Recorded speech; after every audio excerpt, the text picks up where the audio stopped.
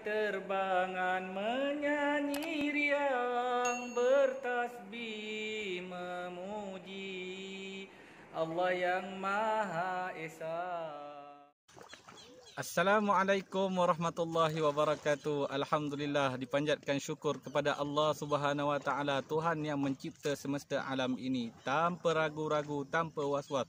Dialah Allah. Terima kasih ya Allah atas kurniaan kehidupan pada hari ini. Pendengar yang budiman, insya-Allah pada hari ini saya nak berkongsi tentang satu rahsia ataupun suatu manfaat daripada pengajaran daripada surah Al-Asr. Kita biasa baca surah Al-Asr seperti ini. A'udzu billahi minasy syaithanir rajim. Bismillahirrahmanirrahim. Wal 'asr innal insana lafi khusr إلا الذين آمنوا وعملوا الصالحات وتواصوا بالحق وتواصوا بالصبر صدق الله العظيم. Alhamdulillah, kita telah mendengar bacaan surah Al-Asr dan kita biasa mendengar maksudnya daripada lagu Raihan yang popular demi masa. Sesungguhnya manusia dalam kerugian. Pada hari ini saya nak berkongsi dengan kalian pendengar dan juga manfaat untuk diri saya bahawa surah Al-Asr ini sangat mempunyai makna yang besar, yang luas, yang perlu kita jadikan pedoman dalam kehidupan. Sebelum saya mengupas dengan lebih lanjut berkenaan dengan surah Al-Asr ini, saya ingin berkongsi sebuah cerita pengalaman saya.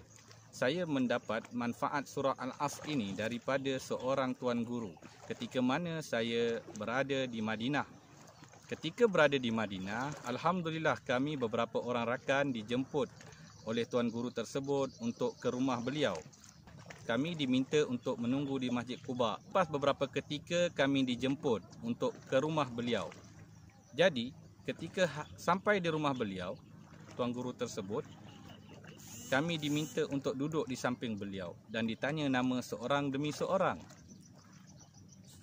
Nak dijadikan cerita, tuan guru tersebut terus menceritakan kepada kami. Dia sebut, "Ya Rosli," nama saya lah, "Ya Rosli, wahai Rosli, Bismillahirrahmanirrahim, dengan nama Allah yang Maha Pengasih lagi Maha Penyayang." Terjemahannya dalam bahasa Arab, cuma saya ubah dalam bahasa Melayu untuk pendengar yang setia mendengar daripada saya.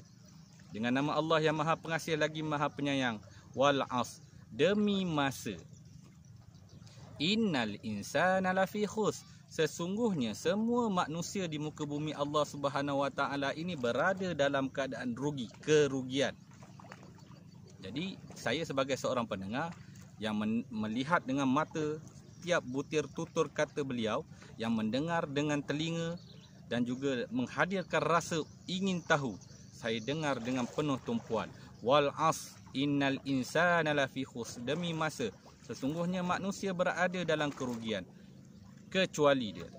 Illal ladzina amanu, kecuali orang itu beriman. Jika orang itu beriman kepada Allah Subhanahu wa taala, dia tidak rugi.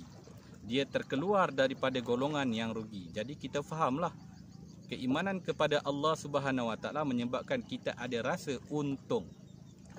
Tapi orang beriman tadi, yang mana dia telah terkeluar daripada orang yang rugi, pun masih rugi lagi bila mana dia tidak bersambung dengan ayat kedua, illal ladzina amanu wa amilus solihat, iaitu berbuat kebaikan. Dia masih lagi rugi kalau dia tak berbuat kebaikan. Dia beriman tapi tidak membuat kebaikan untuk dirinya, dia adalah golongan yang rugi.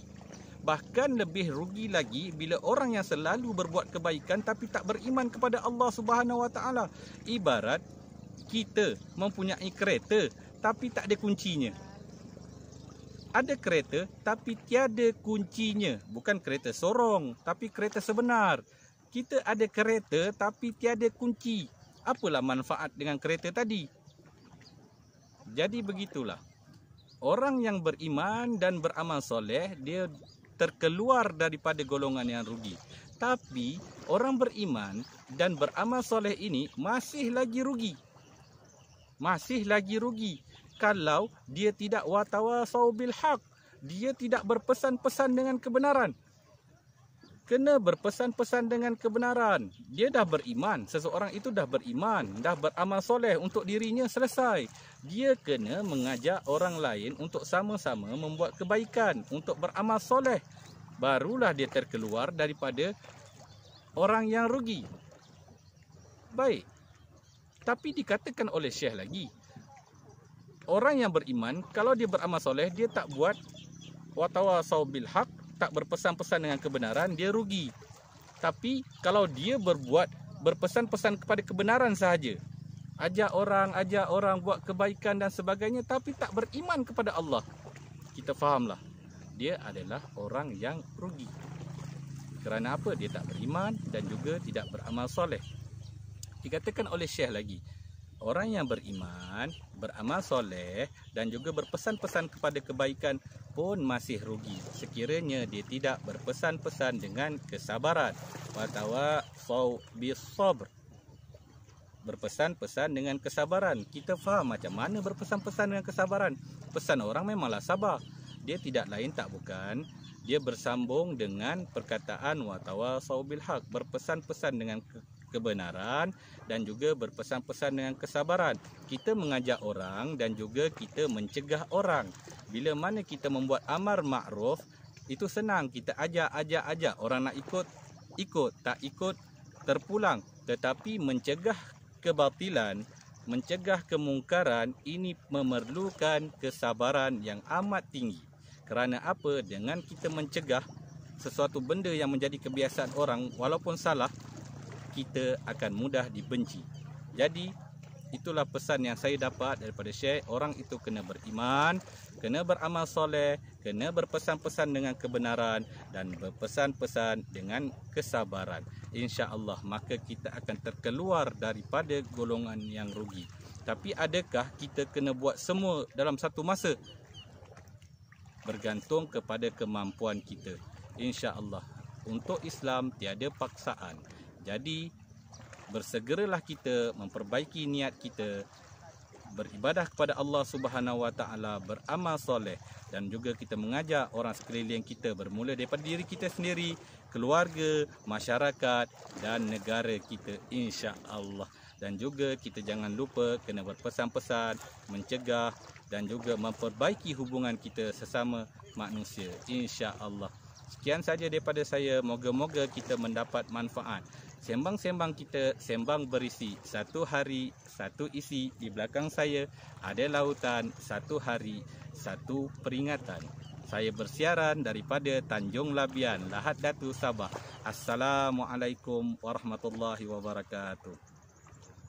Burung-burung berterbangan menyanyi riang, bertasbih memuji Allah yang Maha Esa, Allah yang menjadikan seisi buana, mentadbir alam dengan adil dan saksama.